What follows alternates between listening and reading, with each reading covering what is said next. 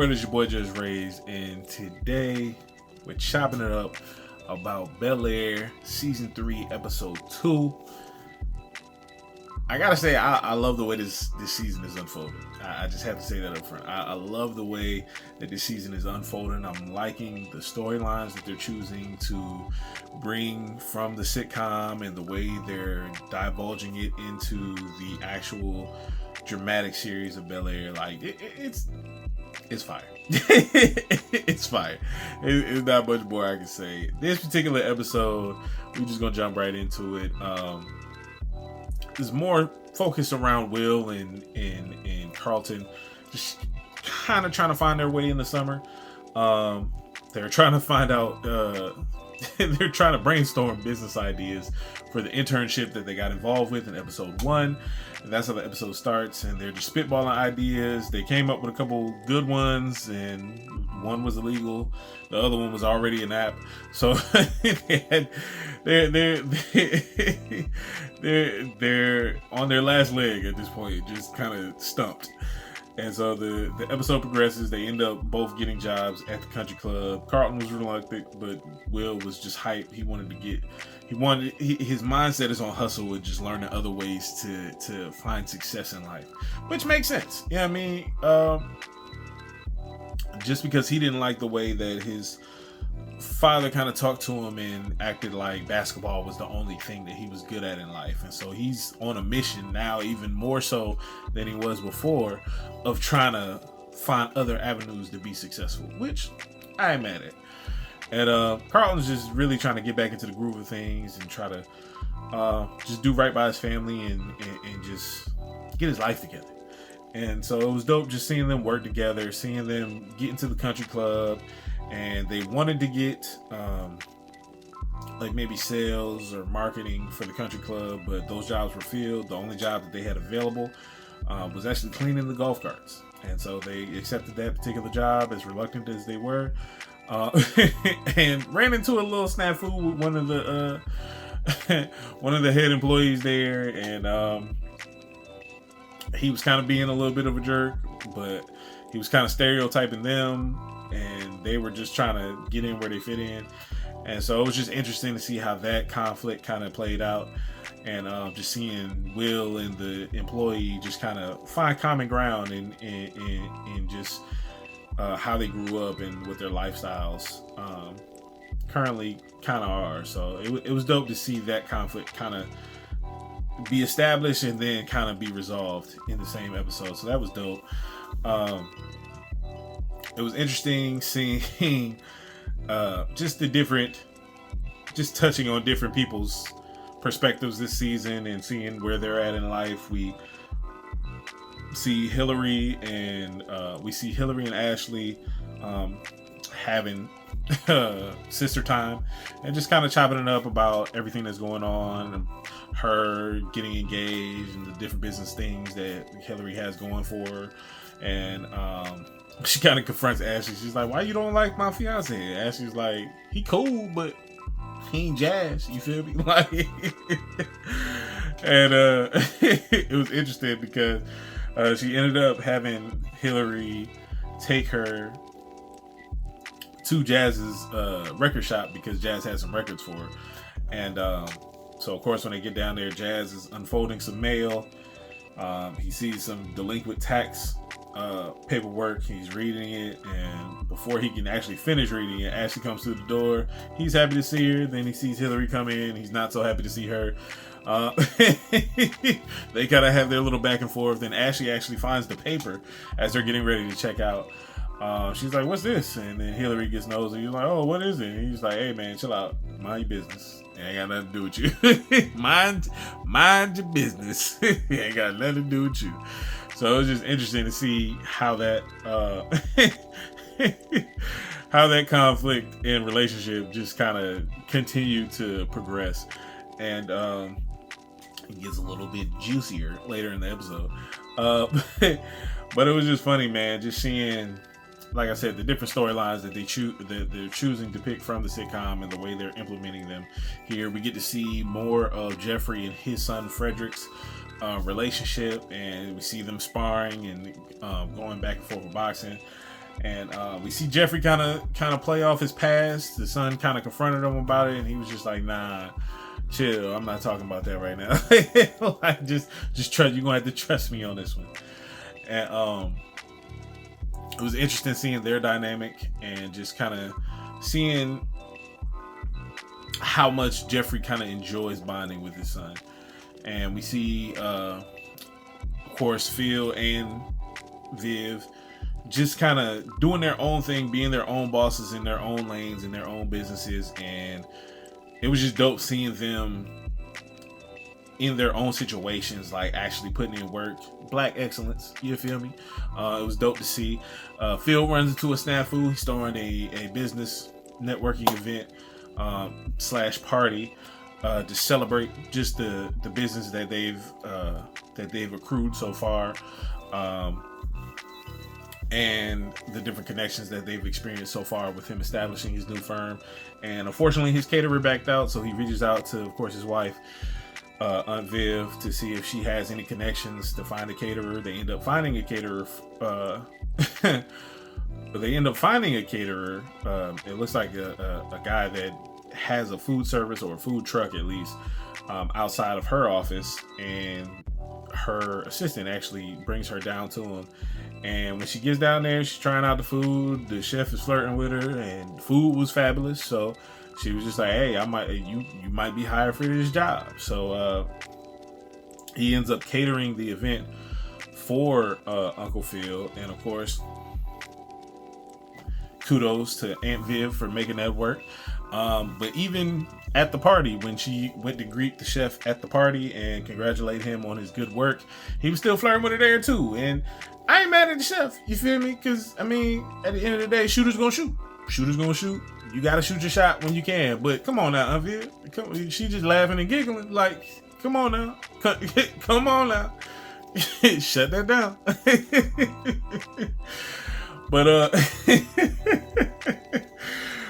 But anyway, it just seemed like she was enjoying the flirt a little bit too much. That's all I'm saying. But anyway, that's neither here nor there. And even Hillary called her out on it. She was like, "I'm telling Daddy." So we get to Will and Carlton back at the country club, and they're kind of being put under the gun for this business presentation because they're still struggling. They're still stumped on an idea at this particular point. And Vic Mensa's character, the person who actually owns the internship that actually allowed them to be a part of it, he's like, "Look, y'all got 48 hours to come out with an idea, or I gotta move on." And you can tell he's really trying to look out for them, and he's really trying to give them a chance, and really trying to give them the opportunity to prove themselves in this moment. And it's just dope to see that, like, a young black entrepreneur giving younger black men opportunities to just be successful. So even though this is a TV show and ain't none of this real, it was just dope to see that. Because if you're in certain cities and stuff like that where you don't have like younger entrepreneurs like that, you probably aren't introduced to this type of environment. So it's dope to see it. So then we go back to the the party that Uncle Phil was throwing for his business. Will and Carlton arrive with Jazz in an elevator, and Jazz is listening to them vent, and he's just getting frustrated because he's like, "Bro, y'all don't understand how good y'all got it. Like, y'all can quit, start over, and do whatever. Y'all got options. Y'all can fail, y'all can quit, y'all can start over. For some people, once they fail, that's it. It ain't no coming back. It ain't no bouncing back. It ain't no pivoting. It's just, that's it. That's all. Some people don't get up." And so that was just a dope perspective to kind of get them out their own head. Like, look, y'all seeing this, y'all don't even understand how much of a blessing it is to be able to know that you can fail and pivot to something else. Like, not everybody has that option. So just Jazz kind of venting about his frustration. He ends up splitting from them once they get into the party. And as soon as Will and Carlton get into the party, they get introduced by Jeffrey to his son Frederick. So that was dope seeing them interact. Then later on in the party, after Uncle Phil gives his speech and Will and Carlton, they start to hobnob and bump elbows with all the black elite celebrities that were there and business people that were there. all the different elite business people and entrepreneurs and stuff like that, and just getting their perspective and just talking to them, and just they're dropping jewels to Will and Carlton, so they're getting inspired. And as Carlton, as they finish talking amongst those people, Will walks off. He's just kind of walking off, and we see Frederick kind of in the cut on the phone, talking and looking real shady. Now, if anybody knows the Fresh Prince of Bel-Air original sitcom storyline for Frederick, when he announced himself as Jeffrey's son, he literally showed up in LA just to scam Jeffrey for all the money he had. And then he went back to London. He ended up, I want to say, giving the money back by the end of the episode for that particular storyline. But this was in the original sitcom. That was the storyline that was played out with Jeffrey's son. So it looks like they're touching on that storyline in Bel-Air as well, because he looking real shady and questionable right now, just on the phone saying Jeffrey doesn't know and blah blah blah. And Will heard the whole conversation, or at least his side of the conversation on the low. So Frederick doesn't know that Will heard him. So it was just interesting to see that storyline being implemented in that way, and the way that they're hinting at it. We see Uncle Phil talking to Jazz about taking out a business loan and taking some interest in his record store to help him get out of the hole with the taxes. And Jazz kind of like checked out mid conversation. He sees Hillary walking in. Of course, Jazz still in love with Hillary, and low key, I feel like Hillary's still in love with Jazz. I just gotta say that low key, I feel like she's still in love with him as well. So by the time the party's actually over, they actually have a moment where Jazz confronts her, and he's like, "Look, man, I don't need your charity. Did you holler at your dad about giving me a business loan?" She was like, "Yeah, did you take it?" And he was like, "Nah." She was like, "Oh, see, look, you being prideful." And then they go back and forth to the point where they get real. The conversation gets real hot and dramatic. Then they both end up kissing each other, and it just like, it's still something there, man. Y'all need to be together. Stop playing with each other. Y'all need to be together. So it was just interesting. They end up stopping after a few minutes. They had the kiss was passionate. Let's just say that it was a passionate kiss, and they stopped short of progressing any further. And Hillary was just like, "Wait a minute, what is this?" And Jazz was just like, "Oh shoot, I'm sorry." And she walks away, and he's just kind of sitting there like, "Dang, I messed up." And so it was just interesting just to see them rekindle what once was, what technically still is, because it ain't gone nowhere. They still care about each other. They're playing. But anyway, I'm gonna get off of that soapbox. Hillary should have chose Jazz. That's all I'm saying.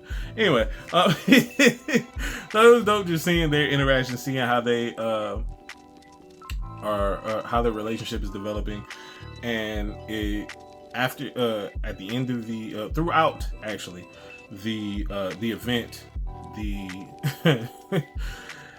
the business partner of Uncle Phil and friend of Uncle Phil and Aunt Viv just kind of keeps ducking Aunt Viv, because she's still kind of ashamed that she kissed Uncle Phil, and Uncle Phil kind of like was like, "Yo, you're tripping."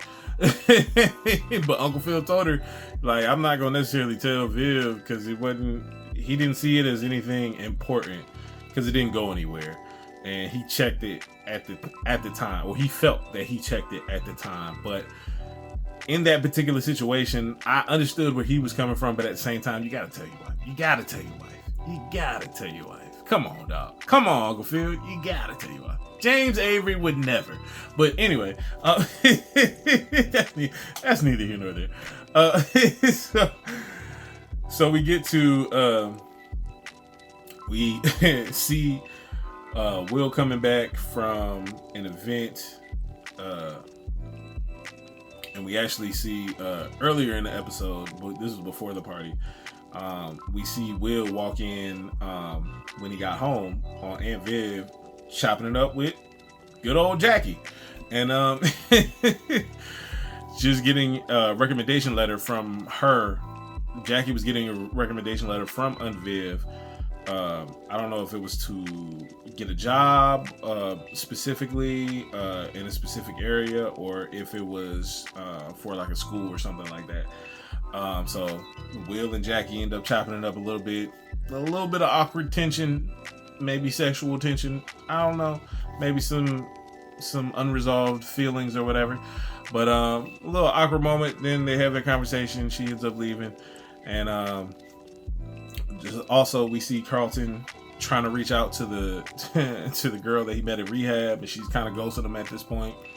And so he shows up at the rehab center. Well, not rehab center, but the what's it called? It's not an AA meeting, but it's like one of those meetings where you talk about being a drug addict. Like it's not Alcoholics Anonymous, but it's whatever that is for drug addicts. He shows up to her meeting that she normally goes to, that she told him about, and he sees her there. He tries to just pretty much see what's up with her, because he's like, yo, you ghosting me, like, is everything good? You straight? Like, what's up? He was like, low key, I need you, because you're like one of the only people that understand what it is that I'm going through. And she's just like, oh, you're stalking me. I don't like this. Like she was ODing a little bit, and she storms off or whatever. She was like, how about you stay here and I go, and blah blah. So he's kind of sitting there with egg on his face in front of everybody, just embarrassed. And so it was just kind of interesting that she went to that extreme with it. Completely unnecessary, but I get it. But it was just like, bro, stalking. Well, how did we get here? How did we get here? You stopped talking to me without any conversation. Like, you just stopped. So I thought we were helping each other, but guess not. So it was interesting to see her kind of come around towards the end of the episode. She actually pops up on Carlton as he's walking out of one of those meetings. And she was, he was just like, I didn't even know you were here. She was like, well, I was sitting in the hallway kind of eavesdropping on you. She was like, I guess I'm the stalker now. I was like, that's, I don't like the word stalker when I'm not stalking you. Like, don't do that. Let's not do that. Let's not do that. But it was just funny just to see their interactions, to see how they dealt with one another. They end up having a conversation about everything that's going on. She was just like, I felt the pressure when you said that you needed me, but I also feel like I need you too. So they end up kissing right then and there, because it got real hot and heavy and passionate. But it's like broad daylight, so all they did was kiss outside of their cars, and then they went their separate ways. But it was just interesting to see that dynamic play out. And so we progress towards the end of the episode. And Viv and Uncle Phil are celebrating their dinner or whatever, and then Viv brings up the fact that his business partner and her friend was just acting funny, and Uncle Phil's just like, I mean, she probably just had too much to drink, and I wasn't paying no mind. And Viv still feels the uneasiness in her spirit, because there's some information that Uncle Phil ain't telling her that he should have. And he's had multiple opportunities at this point to say something, but he hasn't said anything. So it's just interesting. It's interesting to me to just see their dynamic in this moment. And right at the end of the episode, we actually see Will and Carlton doing well at their job at the country club, and the head employee that they were having issues with is now pretty much cool with him. And he's like, hey man, it's break time, and the manager actually told me to introduce y'all to our new yoga instructor. He was like, actually, I think I might know her. And lo and behold, they turn around. The new yoga instructor walks up, and it's good old Jackie. She's the new yoga instructor. And the episode ends with Carlton saying, oh, my mama is messy. And so that was the end of episode 2. That was dope. Just seeing them interact, seeing how the storylines progress, seeing how every relationship is now being affected by the different choices and decisions that they're making. I'm interested to see where Frederick's storyline is going to end up going, with the way I feel like he's low-key trying to play Jeffrey or set him up. I don't know if it's going to play out how it played out in the sitcom, like if he's just there for the money, or if he's working for the people that Jeffrey was trying to hide his kid from. So I don't know. But I'm interested to see how it's going to play out. I'm interested to see how Will Summer's going to be, with Lisa being the lifeguard and now Jackie being the yoga instructor, and all y'all are working at the country club. It's about to get spicy and interesting. So I'm interested to see how these different storylines are gonna play out. I really hope that Carlton gets his life together this episode. I'm not this episode, but this season. And I'm not really feeling Uncle Phil and Aunt Viv's interactions this season, like from episode 1 to episode 2. The first 2 seasons they were real like lovey and kind of holding each other down, and this season it just seems like it's a lot of things pulling them apart. Not necessarily in purposeful ways, but just like she got her business, he got his business, and they just don't seem like they clicking like they normally were in the first 2 seasons. But I'm interested to see where their dynamic is gonna go. I really need for Hillary to stop playing with Jazz and for them to get back together.